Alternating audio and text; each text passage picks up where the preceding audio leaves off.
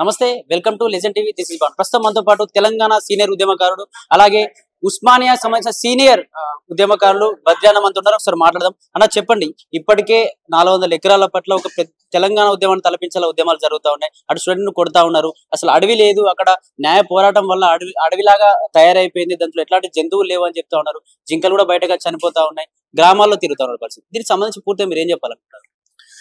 అన్న, అడవి ఉన్నదా, జింకలు ఉన్నాయా, పులులు ఉన్నాయా అనేది not necessary. That land belongs two hours means Telangana people. ఓకేనా? అది సెంట్రల్ గవర్నమెంట్ది కాదు, నా స్టేట్ గవర్నమెంట్ అంటే ఏంటి? You are the just representative of people.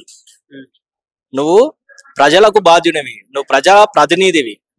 కాబట్టి మేము ఏం చెప్పదలుచుకున్నామంటే, అది తెలంగాణ ప్రజల సొత్తు, అది తెలంగాణ ప్రజల భూమి. తెలంగాణ ప్రజల భూమిని సెంటు భూమి కూడా వదులుకోవడానికి ఇక మీదట తెలంగాణ భూమి పుత్రులు, తెలంగాణ కోసం ఎవరైతే నెత్తురు దారబోసారో, కొట్లాడిరో, తలకాయలు బలగొట్టుకున్నారో, మేము మాత్రం ఎట్టి పరిస్థితుల్లో ఊకునేది లేదు. అది ప్రభుత్వం అమ్మినా లేదా ప్రైవేట్ వాళ్ళు అమ్మినా ఏం చేసినా కూడా ఇక మీదట తెలంగాణ భూములను అమ్మనీయము. ఇది ఫస్ట్ పాయింట్. తెలంగాణను అభివృద్ధి చేయడానికి అనేక మార్గాలు ఉన్నాయి. భూములను అమ్మి నువ్వేందయ్యా తెలంగాణను డెవలప్ చేసేది? ఇదా పరిపాలన? తెలంగాణ పరిపాలన చేయాలంటే నీకు ఇదే దొరికిందా? ఇంకా వేరే అంశం లేదా?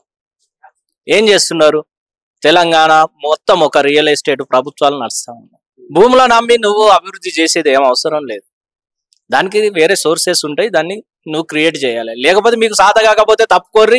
తెలంగాణ యువజనం ఉన్నది, ఖచ్చితంగా యువకులు ముందుకు వస్తాము. ప్రత్యామ్నాయంగా ఇంకో పార్టీ పెడతాము.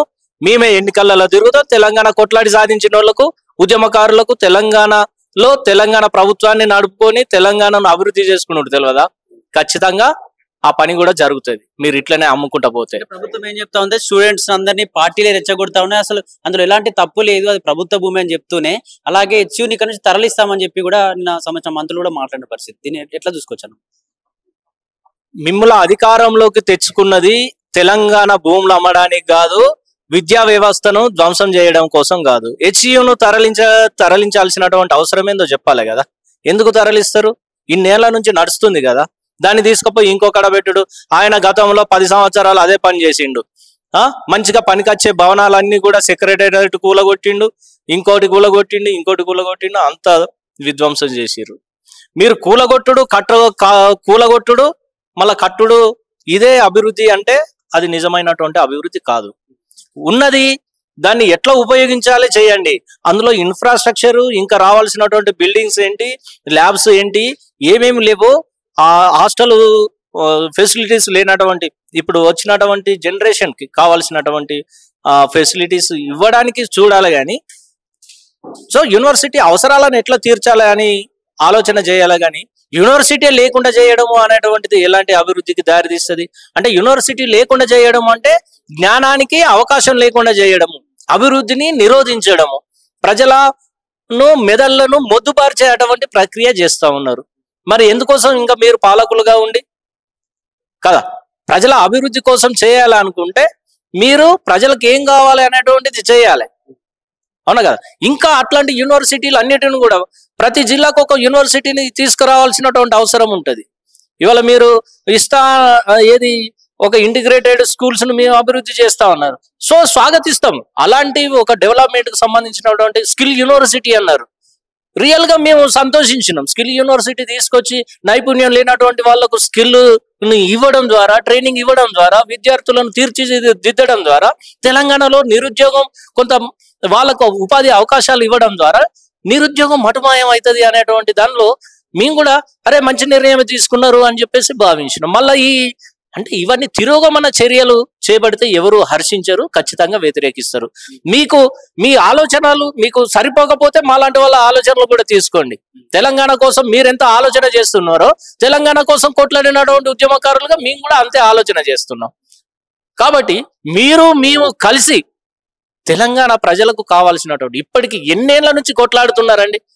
60-70 ఏళ్ల నుంచి ఇదే తన్లాట కదా, ఇదే కొట్లాట కదా, ఇంకా కొట్లాడుకుంటూ తరాలు తాతలు కొట్లాడేరి, తండ్రులు కొట్లాడేరి, మేము మా తరం కొట్లాడితే మళ్ళీ మా పిల్లలు కూడా కొట్లాడన్నా. ఇదేనా తెలంగాణదిగా ఓడవని పంచాయతా? అంటే గవర్నమెంట్ లో డబ్బులు లేవు, గత ప్రభుత్వం మొత్తం దోచుకెళ్ళిపోయింది, డబ్బుల కోసం ఇట్లాంటివి మేము చేస్తా ఉన్నామని చెప్పేసి కూడా రేవంత్ రెడ్డి ప్రభుత్వం చెప్తా ఉంది. మరి దీనికి సంబంధించి ఏం చెప్తారు?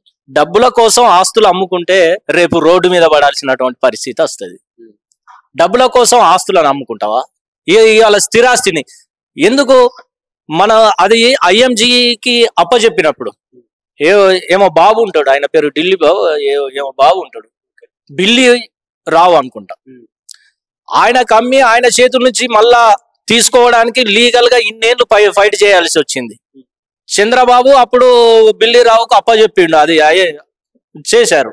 ఏది అభివృద్ధి చేయమని చెప్పేసి ఆ భూములను 400 ఎస్సీకు సంబంధించిన ఆ భూములను చేశారు. వాళ్ళు డెవలప్ చేయలేదు అని చెప్పేసి మళ్ళా ప్రభుత్వమే ఏం చేసింది, మళ్ళా కోర్టుకు పోవాల్సి వచ్చింది.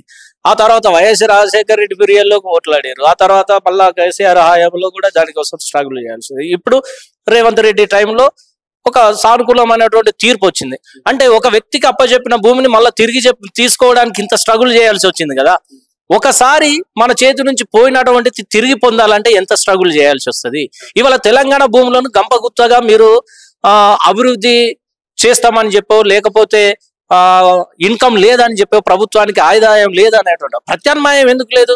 అసలు తెలంగాణ వనరులను దోసుకున్న వాళ్ళని ఎందుకు ఇడిచిపెడుతున్నారు? తెలంగాణలో ఇవాళ 10 ఏళ్ళు పరిపాలన చేసినటువంటి నాయకులు ఉన్నారు, వాళ్ళ ఆస్తులు తీసుకోరు అదోరి. ఇవాళ ఎవరు చేయనటువంటి వ్యవసాయం ఒక కేసీఆరే చేసిండా? ఎవరు చేయనటువంటి వ్యవసాయం ఒక హరీష్ రావు లాంటి వాళ్ళే చేసిరా? మై హోమ్ రామేశ్వర ఎవరు చేసిండా? ఎట్లా వచ్చినాయి వీళ్ళకి ఇన్ని ఆస్తులు, లక్షలు, వేల కోట్లలో? ఇగో చూపెడతాం పట్టండి. ఈయన కల్వకుంట్ల చంద్రశేఖర్ రావు లోక్సభ ఎన్నికలు 2004లో ఆయన చూపెట్టిన ఎన్నికల అఫిడవిట్ లో ఆయన చూపెట్టినటువంటి ఆస్తి వివరాలు 85,98,858 రూపాయలు. ఆ తర్వాత నెక్స్ట్ 2009 లోక్సభ ఎన్నికలు వచ్చినాయి. 2009 లోక్సభ ఎన్నికలలో ఆయన చూపెట్టిన లెక్కలు 2,26,69,420. ఇట్లనే 2014 వచ్చే వరకు 15 కోట్లకు పెరిగింది. 15,15,82,464. 2018 ఎన్నికలు రాగానే మళ్ళా ఇంత పెరిగింది. ఏం పెరిగింది? 15 నుంచి 23కు పెరిగింది. 23,55,37,725 రూపాయలు. అదే 2023 వచ్చేసరికి ఏకంగా డబుల్ అయింది. 58,93,31,800 రూపాయలు. నువ్వు 2004 నుంచి 2023 ఒక దశాబ్దం తిరగక ముందే ఒక 15 ఏళ్ల గ్యాప్లో 85 లక్షలు ఎక్కడ, 58 కోట్లు ఎక్కడ? ఎక్కడ వ్యవసాయం చేసి మరి మిగతా వ్యవసాయదారులు తెలంగాణలో వ్యవసాయం చేస్తారు కదా, మరి వాళ్లకు పెరిగినటువంటి ఆస్తులు వాళ్ళు వ్యవసాయం చేస్తే పెరిగిన ఆస్తులు నీకెట్లా పెరిగినాయి? ఈ పైసలు రికవరీ చేయరాదురి. తెలంగాణ ఖజానా, తెలంగాణకు ఇప్పుడు ప్రభుత్వానికి ఆదాయం లేదంటే ఈ ఆస్తులన్నీ ఎట్లా వచ్చినాయని చెప్పి ఎంక్వైరీ చేయొచ్చుగా, ఓ కమిటీ వేయొచ్చుగా, సిబిఐకి అప్పచెప్పొచ్చుగా. అరే మామూలుగా నిజాలు మాట్లాడిన వాళ్ళు నెలకు స్వయంగా ఇవాళ ఉన్నటువంటి ముఖ్యమంత్రి రేవంత్ రెడ్డి గారే అక్రమంగా కేసులో అంటే జైలుకు పోవాల్సినటువంటి ఒక పరిస్థితి. ఆయన మీద అక్రమ కేసులు పెట్టారు. మిగతా కేసులు ఏమో వాటి సంగతి, కానీ ఆయన మీద కూడా ఉన్నాయి. ఫేస్ చేసిండు ఏది అంతకుముందు ఉన్నటువంటి ప్రభుత్వంలో. ఎవరైతే ప్రశ్నిస్తారో వాళ్ళ మీద నిందలేయడము, లేకపోతే ఏదో ముద్రలేయడము ఇది చేస్తున్నారు. కానీ ఇలాంటి వాళ్ళ మీద ఎందుకు ఎంక్వైరీ చేయరు? ఇవాళ నయం ఆస్తులన్నీ కూడా ఏమైపోయినాయి? నయం డైరీలన్నీ కూడా ఎక్కడ పోయినాయి? ఆయన రాసుకున్న వాటిలలో మొత్తం లెక్కలు చూస్తే ఎన్ని కోట్లు వచ్చినాయి? ఆ కోట్ల రూపాయలన్నీ మరి తెలంగాణ ప్రభుత్వ ఖజానాకు చేరినాయా? ఆ లెక్కల మీద విచారణ ఎందుకు చేస్తలేరు? ఆ పైసలన్నీ ఎవరు తిన్నారో వాడిని ఎందుకు అరెస్ట్ చేస్తలేరు? కాబట్టి అంటే దొంగలను కాపాడడానికి ఇవాళ ప్రభుత్వం ఉన్నదా? మీది నిజమైన పాలన, ప్రజాపాలన అయినప్పుడు మీరు మరి వాళ్ళ మీద, అక్రమార్కుల మీద ఎందుకు మీ కొరడాన్ని జులిపిస్తలేరు? ఎందుకు ఎంక్వైరీ చేస్తలేరు? మీకు రావాల్సినటువంటి ఆదాయ మార్గాలు అనేకం ఉన్నాయి, వాటి మీద మీరు ప్రణాళిక చేసుకోండి. కానీ స్థిరాస్తులను అమ్ముకోవడం ద్వారా, భూమి అమ్మితే మళ్ళీ భూమి తిరిగి రాదు. ప్రైవేట్ వ్యక్తుల చేతికి పోయినటువంటి, ప్రైవేట్ సంస్థల చేతికి పోయినటువంటి భూమి మళ్ళీ తిరిగి రాదు. కార్పొరేట్ల చేతిలో పడ్డది అంటే ఆ భూమి తిరిగి రాదు. ఇప్పటికే అనేక సంస్థలకు దారాదత్తం చేశారు. ఒక్క రూపాయికే 100 ఎకరాలను అప్పచెప్పిన ఘనత మన కేసీఆర్ గారికి. ఏది ఆ ముచ్చింతల ఏదో ఉంటది కదా, దాన్ని ఏమంటారు, అక్కడ ఒకటి ఏదో కట్టారు. సో అట్లా ఎవరికి ఆ చిన్నజీయర్ స్వామికి అప్పచెప్పిండుగా.